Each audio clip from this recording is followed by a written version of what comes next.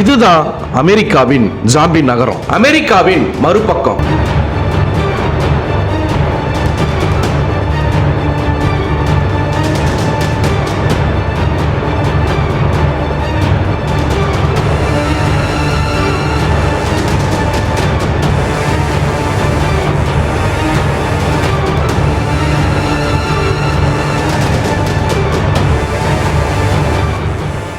அமெரிக்காவின் ஜாம்பி நகரம். அமெரிக்காவில் மக்கள் பயன்படுத்தும் ஜாம்பி அப்படின்னு சொல்லக்கூடிய ஒரு விதமான ட்ரக். இங்க போதைப் பொருளுக்கு அடிமையாகி தெருவோரங்கள்ல வசிப்பவர்களின் தற்போதைய அவலநிலை. அமெரிக்காவின் மறுபக்கம். நமக்கு அமெரிக்கா என்ற உடனே மனதில் தோன்றுவது உலகின் மிகப்பெரிய வல்லரசு நாடு. இது மட்டும் இல்லாம வளமிக்க நாடு, பணக்கார நாடு, அழகான நாடு, ராணுவத்துல பலம் வாய்ந்த நாடு, உலகின் நம்பர் 1 நாடு இப்படின்னு நாம அமெரிக்காவை பத்தி படிச்சிருப்போம், பார்த்திருப்போம். ஆனா அமெரிக்காவுடைய இன்னொரு முகம் ஒண்ணு இருக்கு. அதுதான் ஜாம்பி நகரம். ஜாம்பி நகரம் அப்படின்னு சொல்லக்கூடிய இந்த பகுதியில எராயினை விட 50 மடங்கு வீரியமிக்க போதைப் பொருளை உட்கொள்வது, கட்டுக்கடங்காத குதிரைகளுக்கும் மாடுகளுக்கும் போடக்கூடிய ஊசியில போதைப் பொருளை செலுத்தி அந்த ஊசியை தன்னுடைய உடல்ல போட்டுக்கொள்வது, இப்படி இந்த சம்பவங்கள் எல்லாம் அமெரிக்காவில் எப்படி நடக்குது, இவர்கள் இப்படி மாறுவதற்கு என்ன காரணம், இது போன்ற பல்வேறு சுவாரஸ்யமான தகவல்களை இந்த காணொலி மூலம் ரத்தின சுருக்கமா பார்க்க இருக்கிறோம். வாங்க வீடியோக்குள்ள போலாம்.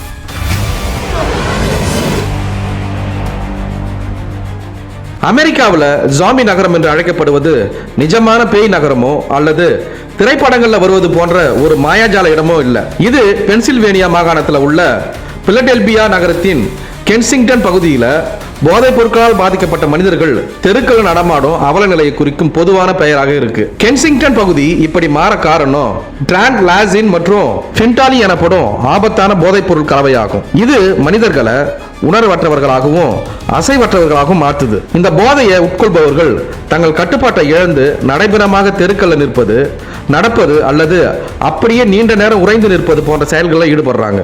இந்த மருந்து உடல்ல பெரிய காயங்களை ஏற்படுத்தி தசைகளை அழுக செய்யும் தன்மை உடையது. கிழக்கு கடற்கரையின் மிகப்பெரிய திறந்தவெளி போதைப் பொருள் சந்தையாக ஓபன் ஏர் ட்ரக் மார்க்கெட் இது அறியப்படுகிறது.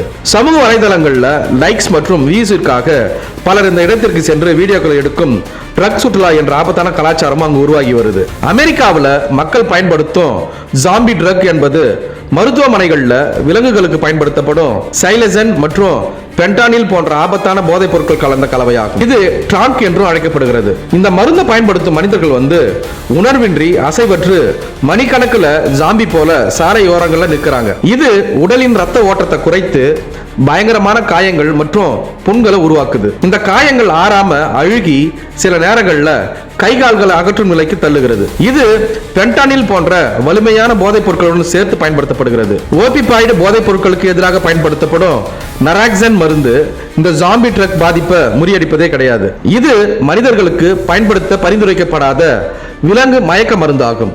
மெக்சிகோ போன்ற நாடுகளின் எல்லைகளில் இருந்து அமெரிக்காவுக்குள்ள சட்டவிரோதமா இந்த மருந்து கடத்தப்படுது. இந்த மருந்து அமெரிக்காவின் பெரும்பாலான மாநிலங்கள்ல வேகமா பரவி வருவதால இதனை தடுக்க அமெரிக்காவின் நேஷனல் இன்ஸ்டிடியூட் ஆன் ட்ரக் அப்படின்னு சொல்லக்கூடிய ஒரு நிறுவனம் தீவிர ஆராய்ச்சிகளையும் விழிப்புணர்வுகளையும் மேற்கொண்டு வராங்க.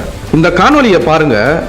ஜாம்பி ட்ரக் அப்படின்னு சொல்லக்கூடிய அந்த போதைப் பொருளை அந்த நபர் எப்படி தன்னுடைய உடல்ல செலுத்துறாரு அப்படின்னு சுயநினைவே இல்லாம எப்படி இந்த வீதிகள்ல அந்த சேர்களில் ரோட்டு ஓரத்தில் விழுந்து கிடக்குறாங்க பாருங்க. இவர்களுடைய வளைந்த உடல்கள் நடைபாதைகள்ல அங்கு இங்கு நகர்ந்து கொண்டே போகுது. இவங்க அந்த போதைப் பொருளை தன்னுடைய உடம்புல செலுத்தி கொண்டு குழப்பமா அங்கு இங்கேயும் திரிந்து கொண்டே இருக்கிறாங்க. மீண்டும் மீண்டும் செலுத்தப்பட்ட ஊசிகளால ஏற்பட்ட தழும்புகள் கைகள்ல நிறையவே இருக்கு அவங்க கிட்ட. இந்த இடத்த பார்த்தா ஒரு ஷூட்டிங் ஸ்பாட் மாதிரி இருக்கு. ஆனா உண்மையிலே சொல்ல போனா இது நிஜ வாழ்க்கைங்க. பென்டாயிலுடன் கால்நடை மயக்க மருந்த கலந்த ட்ரக் என்ற மருந்து உடம்புல செலுத்தும் போது தன்னிலை மறந்து வேற்று கிரகத்தில் இருப்பதை போன்று இருக்கிறாங்க பாருங்க. இந்த பகுதியை மக்கள் இப்போது ஜாம்பி பூமி அப்படின்னு அழைக்கும் இடமாக மாறி இருக்கு. இந்த காட்சியை பார்க்கும்போது கொஞ்சம் கூட புரிந்து கொள்ளவே முடியல. அந்த அளவுக்கு கொடூரமான செயல்களா இருக்கு இதை பார்த்தா.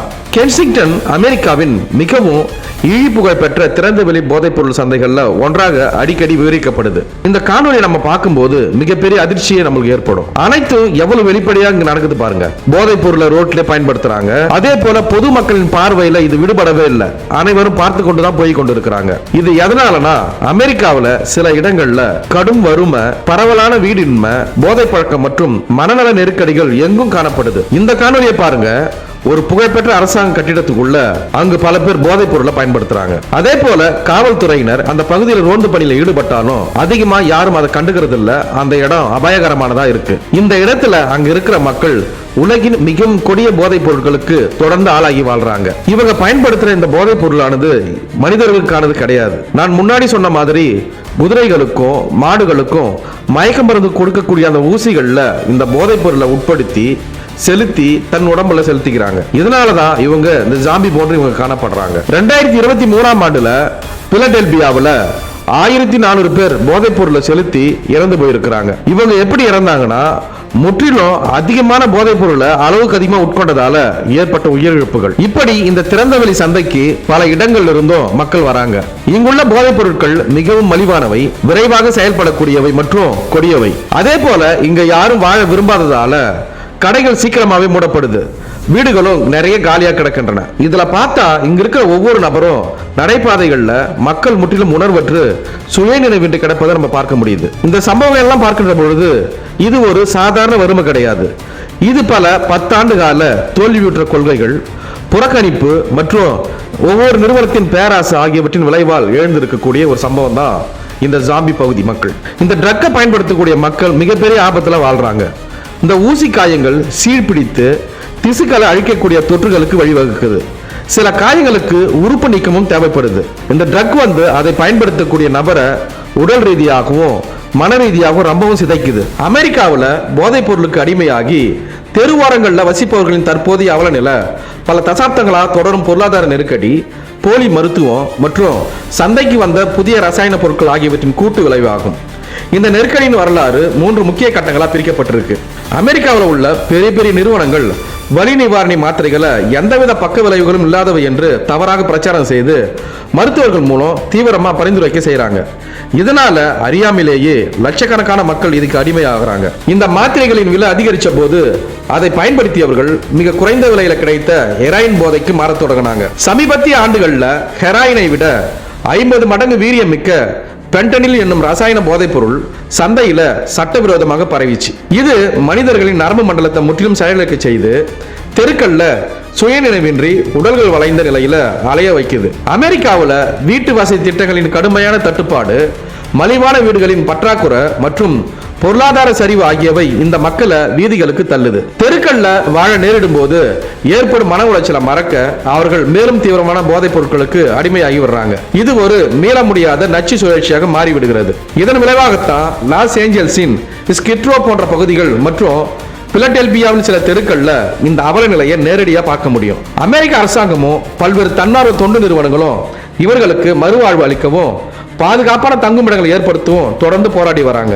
அமெரிக்காவில் வெஸ்ட் வர்ஜீனியா அப்படின்னு சொல்லக்கூடிய இடத்துல ஓபிஃபைடு போதைப் பொருள் பயன்பாடு மற்றும் அதனால் ஏற்படும் இறப்புகள் இந்த மாநிலத்தில் மிக அதிகமாக இருக்கு. லாஸ் ஏஞ்சல்ஸ் நகரின் ஸ்கிட்ரோ பகுதியில் பல்லாயிரக்கணக்கான மக்கள் வீடு அற்றவர்களாகவும் பென்டால்ல போதைக்கு அடிமையானவர்களாகவும் தெருக்கல்ல வாழ்றாங்க. வலி நிவாரணி மாத்திரைகள் மற்றும் சட்டவிரோத ஓபிபாய்டுகளால் டேட்டன் போன்ற நகரங்கள் கடுமையாக பாதிக்கப்பட்டுள்ளன. இதுல நியூ மெக்சிகோ பகுதியில் இளைஞர்கள் மத்தியில சட்டவிரோத போதைப் பொருள் மற்றும் மெத்தம்பெட்டமைன் பாவனை இங்கு மிக அதிகமாக உள்ளது. இங்க நிறைய பேர் தங்கள் வீடுகளை இழந்து நடைபாதைகள், பாலங்களின் கீழ் அல்லது தற்காலிக கூடாரங்களில் வசித்து வராங்க. போதைப் பொருட்களால் ஏற்படும் தீவிரமான பக்க விளைவுகள், HIV, ஹெப்படைட்டிஸ் மற்றும் கடுமையான மனநல பிரச்சனைகளுக்கு இவங்க ஆளாகிறாங்க. போதைப் பொருட்களுக்கான அன்றாட சேவையை $5 முதல் $15 வரை பூர்த்தி செய்ய பிச்சை எடுப்பது, திருடுவது அல்லது சட்டவிரோத செயல்களில் ஈடுபட வேண்டிய கட்டாயத்திற்கு தள்ளப்படுறாங்க. குடும்பம் மற்றும் சமூகத்திலிருந்து ஒதுக்கப்படுவதால இயல்பு வாழ்க்கைக்கு திரும்புவது மிகவும் கடினமாக இருக்கிறது. இதுல இன்னொரு முக்கியமான விஷயம் என்னன்னா, உலகின் மிக பெரும் வல்லரசு நாடான அமெரிக்காவில் போதை மருந்து பழக்கத்திற்கு அடிமையானவர்கள் நாளுக்கு நாள் அதிகரித்து கொண்டே வராங்க. அந்த நாட்டில் இது ஒரு மிக பெரும் சமூக பிரச்சனையாக மாறி வருவதாக உளவியல் வல்லுநர்களும் காவல்துறையினரும் போதைப்பொருள் தடுப்பு துறையினரும் கருத்து தெரிவிச்சிருக்கிறாங்க. அங்கு சமீப காலங்களில் அளவுக்கு மீறி போதைப்பொருள் எடுத்துக்கொள்வதால ஏற்படும் விளைவுகள் அதிகரித்து கொண்டே இருக்குது. இதனை எவ்வாறு கையாள்வது என அங்குள்ள மருத்துவர்கள் திகைத்து போயிருக்கிறாங்க. இந்த நிலையில ஜாம்பி ட்ரக் என பெயரிடப்பட்ட புதுவகை போதைப் பொருளை அதிக அளவு எடுத்துக்கொண்டு உயிரிழப்போர் எண்ணிக்கை அங்கு அதிகரித்து கொண்டே இருக்கிறது. டிரான்க்யூ என அமெரிக்காவில் அழைக்கப்படும் இந்த போதை மருந்து அடங்காத மாடுகளையும் குதிரைகளையும் அடக்க உபயோகப்படுத்தப்படும் ஒரு தூக்க மருந்தாக மிருகங்களிடையே பயன்படுத்தப்பட்டு வந்துச்சு. தற்போது அமெரிக்கா முழுவதும் அது சட்டவிரோதமாகவும் பரவலாக கருப்பு சந்தையில் விற்கப்பட்டு வருது. போதைப்பொருள் விற்பனை செய்பவர்கள் பென்டனில் அல்லது ஹெராயின் போன்ற பிற போதை மருந்துகளுடன் இதனை கலந்து விற்பனை செய்கிறாங்க.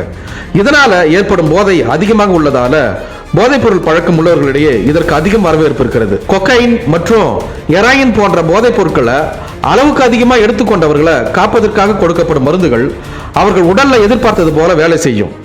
ஆனா இந்த புதுவகை போதைப் பொருளான டிரான்க்யூ அளவுக்கு அதிகமானதால அதை எடுத்துக்கொள்பவரின் உயிரை காப்பது கடினமாக இருக்கு. அவசர சிகிச்சை பிரிவிற்கு வருபவர்களுக்கு பெரும்பாலும் இதய துடிப்பு குறைவதும் ரத்த அழுத்தம் வீழ்வதும் தடுக்க முடியாதாக இருக்குது அப்படின்னு அந்த துறையில் இருக்கிற மருத்துவர்கள் கூறிக்கொண்டே இருக்கிறாங்க. அமெரிக்க மத்திய அரசாங்கத்தின் தரவுகளின்படி போதை மருந்துகளை அளவுக்கு மீறி உட்கொள்வதால நிகழும் மரணங்கள் அமெரிக்காவில் 5 நிமிடத்திற்கு 1 என்னும் அதிர்ச்சியூட்டும் விகிதத்தில் நிகழ்ந்து கொண்டிருக்கு. இதே போல உலகில் நடக்கக்கூடிய பல்வேறு சுவாரஸ்யமான தகவல்களை புது செய்திகளை உடனுக்குடன் தெரிந்து கொள்ள எங்களுடைய தமிழ் களஞ்சியம் சேனலை பின்தொடருங்க. மேலும் இதே போன்று பல்வேறு சுவாரஸ்யமான தகவல்களை அடுத்த காணொலி மூலம் விரிவாக பார்க்கலாம். நன்றி.